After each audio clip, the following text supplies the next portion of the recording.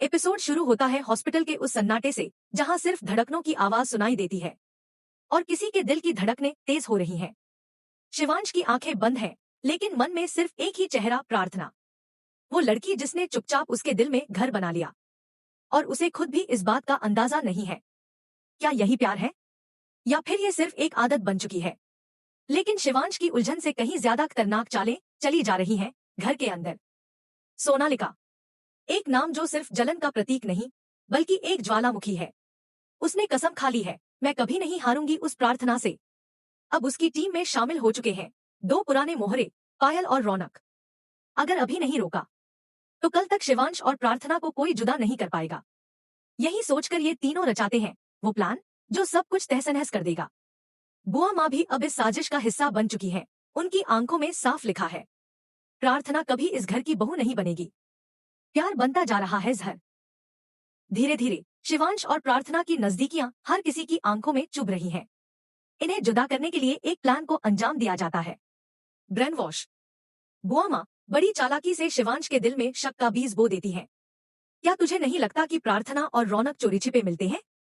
घर की हर बात जाकर वो रौनक को बता देती है, तेरा भरोसा सिर्फ धोखा है बेटा। और इसी बीच सोनालिका करती है आखिरी बार एक झूठी तस्वीर, जिसमें प्रार्थना और रौनक को दिखाया गया है एकदम करीब, एक दूसरे की आंखों में देखते हुए। अब होता है धमाका। शिवांश का गुस्सा 7वें आसमान पर है। उसके हाथ में अब है एक चीज, डिवोर्स पेपर्स। और दिल में एक ही इरादा, आज इस लड़की को हमेशा के लिए इस घर से निकाल दूंगा। वो प्रार्थना को बुलाता है और कहता है, अब से तू मेरी बीवी नहीं है। इस घर से जाने से पहले इन कागजों पर साइन कर।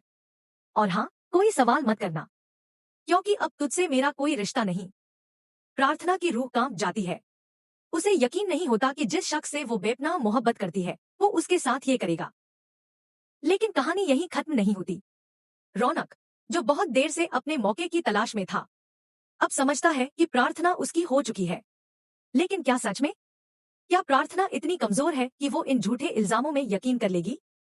या फिर वो लड़ेगी अपने प्यार के लिए, अपने वजूद के लिए? अब बारी है सबसे बड़े ट्विस्ट की। जो फोटो शिवांश को दिखाई गई थी वो एडिटेड थी।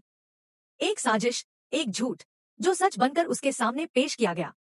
अब सवाल ये है, क्या प्रार्थना को मिलेगा उसका सच्चा प्यार वापस?